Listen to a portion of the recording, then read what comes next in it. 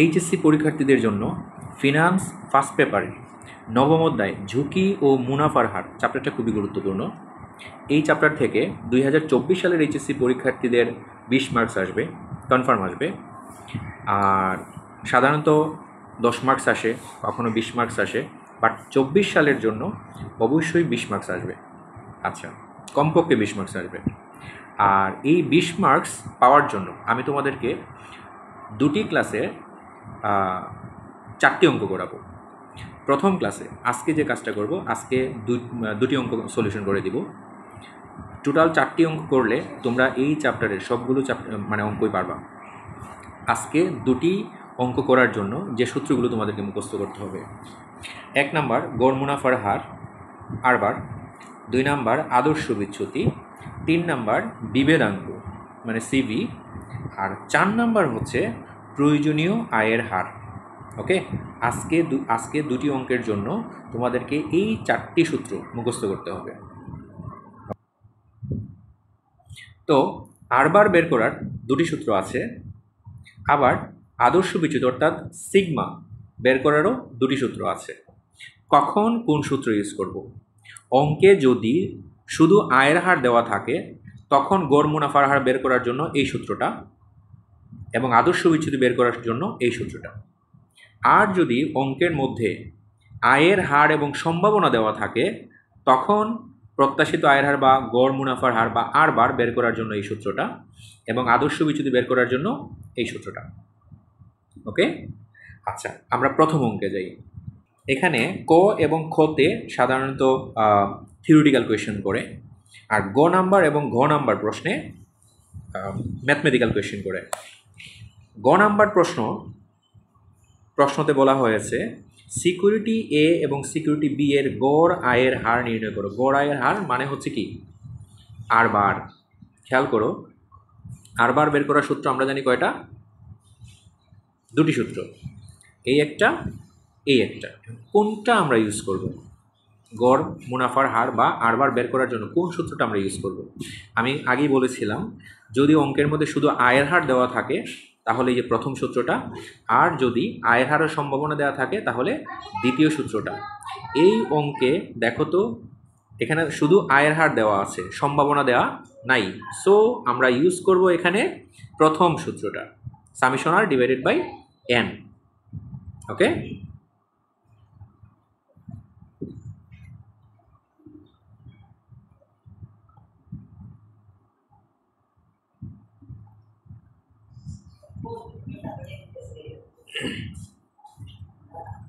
তো সিকিউরিটি এ, প্রথমে আমরা সিকিউরিটির গড় আয়ের হার বের করব। তো সূত্রটা কি?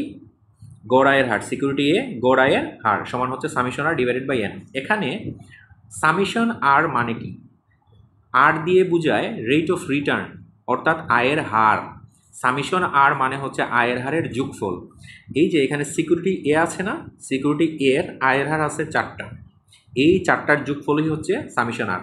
খেয়াল করো, আমরা এখানে যোগ করে দিছি 4টা, মানে 20 -5 +10 এবং +15, এই 4টা আমরা যোগ করে দিব। 5-এর আগে এখানে মাইনাস আছে, ওই জন্য আমরা এখানে মাইনাস দিয়েছি। ওকে, তো 4টা যোগ করে এন দিয়ে ভাগ। এন মানে কি? বছর। এখানে কয় বছরের অঙ্ক? 4 বছরের অঙ্ক, সো 4 দিয়ে ভাগ করলে হয় কত? 10%। সিকিউরিটি এর গড় আয়ের হার হচ্ছে 10%। এবার যে কাজটা করবো, আমরা সিকিউরিটি এর গড় আয়ের হার বের করলাম, এবার বের করবো সিকিউরিটি বির গড় আয়ের হার। একই সূত্র, সিকিউরিটি গড়, একই সূত্র, সিকিউরিটি বি এর গড় আয়ের হার। সূত্র কি? Summation R divided by N. আগের মতোই আমরা বের করবো সিকিউরিটি এর আয়ের হারের যোগফল উপরে, আর নিচে হচ্ছে বছর। খেয়াল করো, আয়ের হার হচ্ছে 15, 20, -6 এবং 26। এই 4টা যোগ করে 4 বছর দিয়ে ভাগ, এনের মান 4, কারণ 4টা বছর আয়ের হার দেওয়া আছে, সো 4 দিয়ে ভাগ করলে হয় গড় আয়ের হার 13.75%। তো গ নাম্বার প্রশ্নের আনসার শেষ, অর্থাৎ 3 মার্কসের আনসার শেষ। এবার করব ঘ নাম্বার প্রশ্ন। কোন সিকিউরিটি জনাব সুমন পোর্টফোলিওতে অন্তর্ভুক্ত করবেন? ওকে, অর্থাৎ কোন সিকিউরিটিতে সে বিনিয়োগ করবে সেটা বের করব। মাথায় রাখবা, যে সিকিউরিটির ঝুঁকি কম সেই সিকিউরিটিতে মিস্টার সুমন বিনিয়োগ করবেন। তো আমরা কিভাবে বের করব ঝুঁকি? ঝুঁকি বলতে বিভেদাঙ্ক বোঝায়। ওকে, তো আমরা দুইটা সিকিউরিটির বিভেদাঙ্ক বের করব। যে সিকিউরিটির বিভেদাঙ্ক কম সেই সিকিউরিটিতে বিনিয়োগ করব। অর্থাৎ যে সিকিউরিটির বিভেদাঙ্ক কম, বিভেদাঙ্ক মানে ঝুঁকি বোঝায়। ওকে, যে সিকিউরিটির বিভেদাঙ্ক কম সেই সিকিউরিটিতে আমরা বিনিয়োগ করব। বিভেদাঙ্ক বের করার জন্য প্রথমে আমাকে আর বার বের করতে হবে, তারপরে সিগমা বের করতে হবে। অর্থাৎ এটা এই আর বার, এই সিগমা। প্রথমত আর বার বের করতে হবে, তারপর সিগমা বের করতে হবে, করার পরে আমাকে বিভেদাঙ্ক বের করতে হবে। তাহলে প্রথমে প্রথম প্রকল্প যেটা, ওইটার গড় আয়ের হার বের করব, আদর্শ বিচ্যুতি বের করব, তারপরে বিভেদাঙ্ক বের করব। একইভাবে দ্বিতীয় সিকিউরিটির গড় আয়ের হার বের করব, আদর্শ বিচ্যুতি বের করব এবং বিভেদাঙ্ক বের করব। এবার প্রথমে সিকিউরিটি এ এর তিনটা জিনিস বের করতে হবে: গড় আয়ের হার, আদর্শ বিচ্যুতি এবং সিবি মানে বিভেদাঙ্ক। অলরেডি আমরা গ নাম্বার প্রশ্নে দুটি সিকিউরিটিরই, অর্থাৎ সিকিউরিটি এ এবং সিকিউরিটি বি, দুটি সিকিউরিটিরই আমরা গড় আয়ের হার বের করে ফেলেছিলাম। সো এখান থেকে আমরা সিকিউরিটি এর গড় আয়ের হারটা বসাই দিলাম। খেয়াল করো, এই যে গ নাম্বারে গড় আয়ের হার বের করেছিলাম সিকিউরিটি এর, এটা আমরা এখানে বসাইলাম। তারপরে বের করতে হবে আদর্শ বিচ্যুতি মানে সিগমা। তো একইভাবে সিগমা, আমরা সিগমার কোন সূত্রটা ইউজ করব, এটা নাকি এটা? যেহেতু অঙ্কটাতে শুধুই আয়ের হার দেওয়া আছে, সো আমরা এই সূত্রটা ইউজ করব। সম্ভাবনা দেওয়া থাকলে এই সূত্রটা ইউজ করব। এই অঙ্কে দেওয়া আছে আয়ের হার, সো আমরা এই সূত্রটা ইউজ করব। ওকে,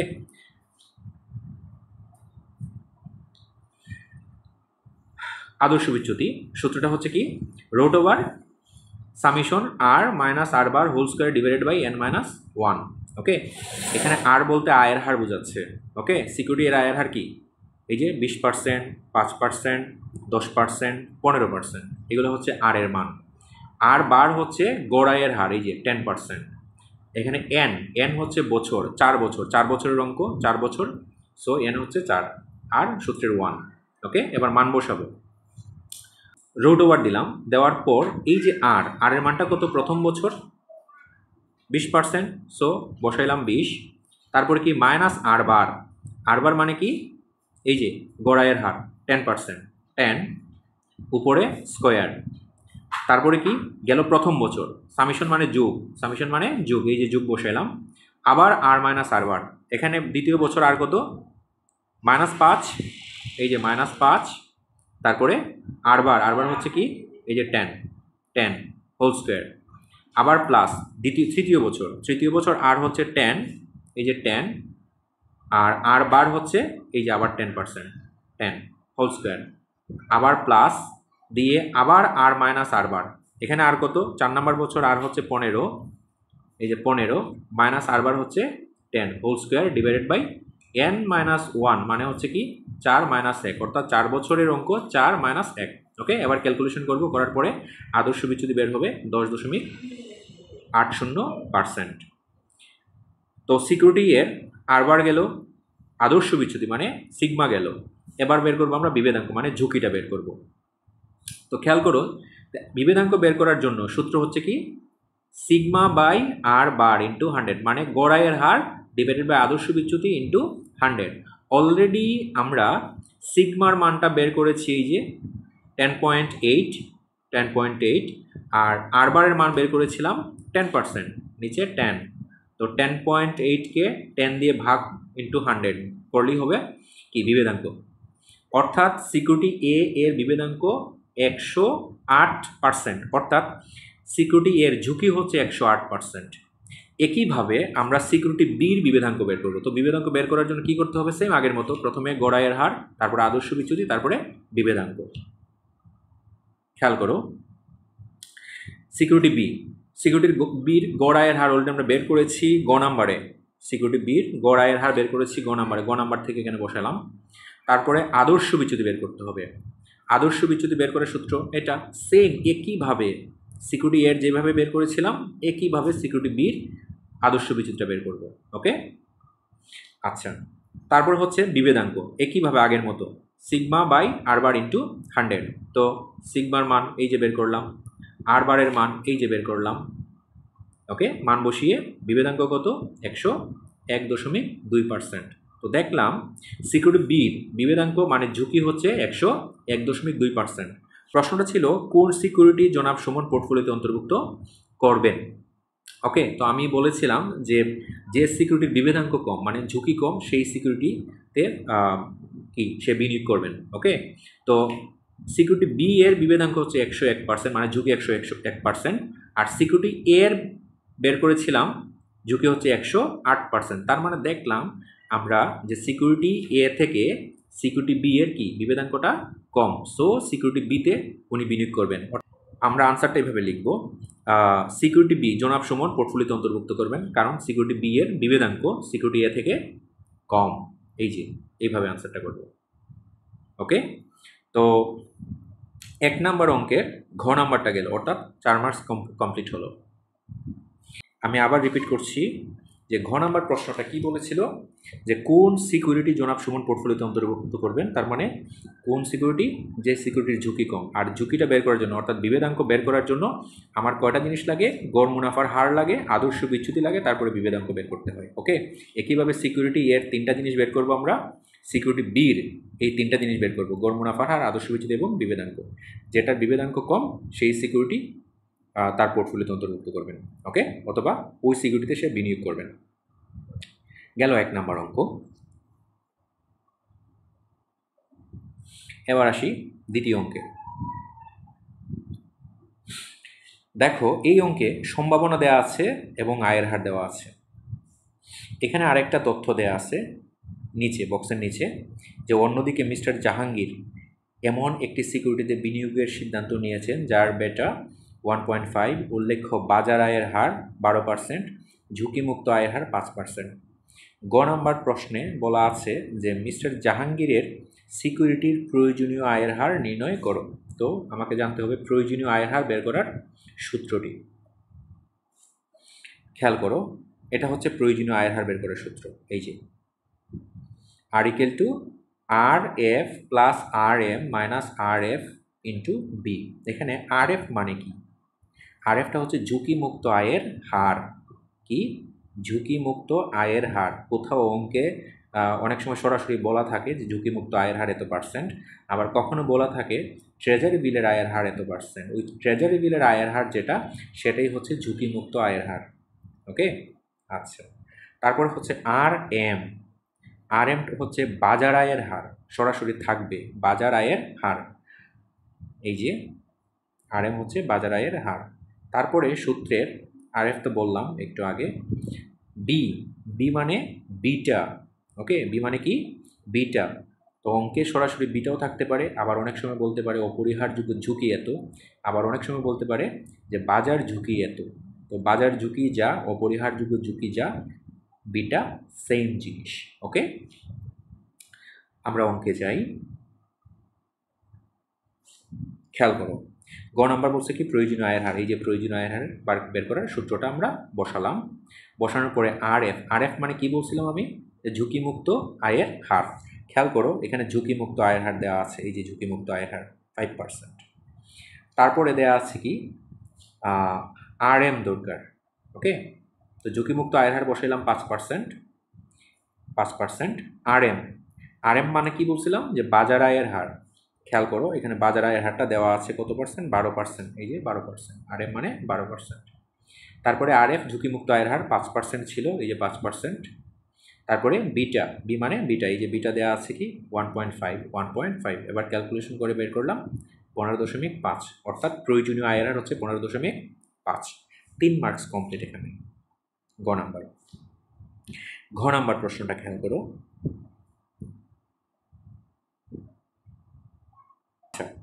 ঘ নাম্বার প্রশ্ন, মিস্টার আজাদের কোন সিকিউরিটিতে বিনিয়োগ করা উচিত? আমরা জানি যে সিকিউরিটির ঝুঁকি কম অর্থাৎ বিভেদাঙ্ক কম সেই সিকিউরিটিতে বিনিয়োগ করা উচিত।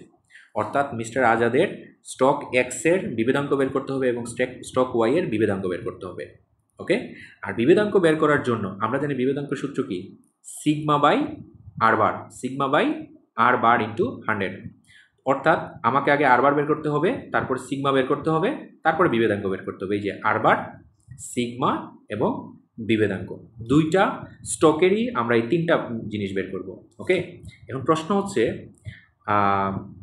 আমি শুরুতেই বলেছিলাম যে আর বার বের করার সূত্র দুইটা এবং আদর্শ বিচ্যুতি বের করার সূত্র হচ্ছে দুইটা। আর বার বের করার সূত্র দুইটা, সিগমা বা আদর্শ বিচ্যুতি বের করার সূত্র দুইটা। আগে করেছিলাম কি, আগে আর বার বের করেছিলাম এই সূত্র দিয়ে, আদর্শ বিচ্যুতি বা সিগমা বের করেছিলাম এই সূত্র দিয়ে। কিন্তু এখন কোন সূত্র বসাবো? আমি বলেছিলাম যদি অঙ্কে আয়ের হার দেওয়া থাকে তাহলে এই সূত্র এবং এই সূত্র দিয়ে আমরা আর বার এবং সিগমা বের করব। কিন্তু অঙ্কে যদি সম্ভাবনা দেওয়া থাকে, অঙ্কে যদি সম্ভাবনা দেওয়া থাকে, সম্ভাবনা মানে প্রবাবিলিটি পি, যদি সম্ভাবনা দেওয়া থাকে তখন আর বার এবং সিগমা বের করবো আমরা এই সূত্র দিয়ে। এটা হচ্ছে আর বারের সূত্র, এটা হচ্ছে সিগমার সূত্র। ওকে, সো আমরা আর বার এবং সিগমা এই সূত্র ইউজ করব। আর বার বের করব, সিগমা বের করব, করার পরে আমরা সিবি করব। ওকে, সিবি বের করার জন্য কি দরকার? আর বার এবং সিগমা দরকার। সো আর বার এবং সিগমা এই দুইটা সূত্র দিয়ে আমরা বের করব। প্রথমেই আজাদ কোম্পানির জন্য স্টক এক্সের আর বার বের করব, স্টক এক্সের সিগমা বের করব, মানে পরিমিত ব্যবধান বা আদর্শ বিচ্যুতি, তারপরে আমরা বিভেদাঙ্ক বা ঝুঁকি বের করব। ওকে, তো আর বার সূত্রটা কি? সামিশন আর ইন্টু পি। যদি সম্ভাবনা দেওয়া থাকে তখন আর বার বের করার সূত্র হচ্ছে এটা, আর ইন্টু পি। আর বলতে এই যে 12%, আর পি বলতে এই যে 0.30 সম্ভাবনা। ওকে, তাইলে আর ইন্টু পি মানে 12 ইন্টু 0.3, 1 বছর। খেয়াল করো, 12 ইন্টু 0.30। সামিশন, সামিশন মানে কি? প্লাস। ওকে, আবার দ্বিতীয় বছর আর হচ্ছে 16% আর পি হচ্ছে 0.30। খেয়াল করো, 16 ইন্টু 0.30 প্লাস তৃতীয় বছর আর হচ্ছে 15% আর পি হচ্ছে 20% অর্থাৎ 0.20। এই যে 18 ইন্টু 0.20, তারপর হচ্ছে প্লাস কি আবার আর ইন্টু পি। আর কত? 4 নম্বর বছরে 19% এবং পি হচ্ছে 0.20 অর্থাৎ 20%। 19 ইন্টু 0.20 অর্থাৎ 20%। তার মানে স্টক এক্সের প্রত্যাশিত মুনাফার হার বা আর বার হচ্ছে কত? 15.8%। এবার বের করব স্টক এক্সের আদর্শ বিচ্যুতি বা সিগমা বের করব। ওকে, আচ্ছা, সিগমা বের করার সূত্র কি? Summation R root over summation R minus R bar whole square into P. R বলতে আয়ের হার, আর বার বলতে গড় আয়ের হার বা প্রত্যাশিত আয়ের হার, R whole square into P, P মানে সম্ভাবনা। ওকে, এবার এগুলোর মান বসাবো আমরা। ওকে, সেম জিনিসটা আমরা 4 বার লিখবো, কারণ কি অঙ্কটা 4 বছরের। Okay, R minus R bar whole square into P, এটা 4 বার বসাবে। খেয়াল করো, R minus R bar whole square into P, R minus R bar whole square into P, R minus R bar whole square into P, R minus R bar whole square into P, তারপরে এই root over. ওকে, তো একটু ব্যাখ্যা করছি। প্রথম R minus R bar whole square into P, R হচ্ছে 12%, R bar হচ্ছে এই যে 15.8%, 12 minus 15.8 whole square into P, প্রথম বছর পি হচ্ছে 0.30 গেল প্রথম বছর, প্লাস দ্বিতীয় বছর আবার R minus R bar whole square into P, দ্বিতীয় বছর। ওকে, তো দ্বিতীয় বছর আর হচ্ছে 16% আর বার হচ্ছে 15.8% ইন্টু পি হচ্ছে 0.30। খেয়াল করো, 16 মাইনাস 15.8 হোল স্কোয়ার ইন্টু 0.3 গেল দ্বিতীয় বছর। এবার তৃতীয় বছর আবার R minus R bar whole square into P, দ্বিতীয় বছর আর হচ্ছে কত? 18%, আর বার হচ্ছে 15.8%, আর সম্ভাবনা পি, পি হচ্ছে 0.20। খেয়াল করো, 18 মাইনাস 15.8 হোল স্কোয়ার ইন্টু 0.2 বা 20, এক কথাই। তৃতীয় বছর আবারও R minus R bar whole square into P, এই যে তৃতীয় বছর আর হচ্ছে 19%, আবার আর বার হচ্ছে 15.8%, আর পি হচ্ছে কি সম্ভাবনা অর্থাৎ 0.20। ওকে, তারপরে ক্যালকুলেশন করবো রুট ওভার সহ, ক্যালকুলেশন করলে আনসার আসে 2.7। এবার দেখো, আমরা আর বার বের করলাম, সিগমা বের করলাম, এবার আমরা বিভেদাঙ্ক বের করতে হবে। ওকে, তো এই বিভেদাঙ্ক বের করার সূত্রটা কি? উপরে হচ্ছে সিগমা, উপরে হচ্ছে কি সিগমা, আর নিচে হচ্ছে কি আর বার। ওকে, তো আর বার কত? 15.8, খেয়াল করো এই যে 15.8, আর উপরে হচ্ছে সিগমা, সিগমা হচ্ছে 2.71, 2.71 ইন্টু 100, আনসার হচ্ছে 17.15%।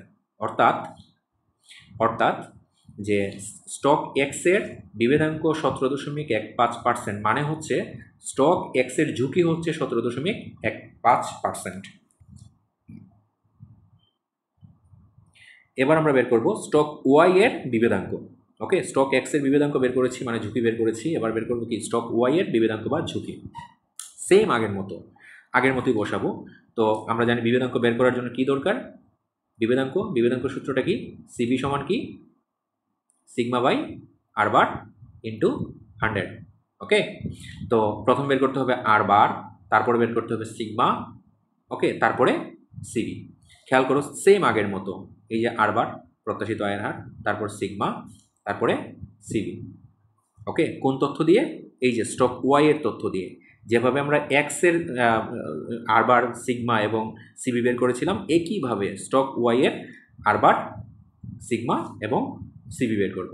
ওকে, এবার খেয়াল করো স্টক ওয়াই এর সিবি হচ্ছে 27.19%, অর্থাৎ স্টক ওয়াই এর ঝুঁকি হচ্ছে 27.19%, আর স্টক এক্সের সিবি মানে আদর্শ সিবি মানে বিভেদাঙ্ক হচ্ছে 17.17%। কোনটার সিবি কম?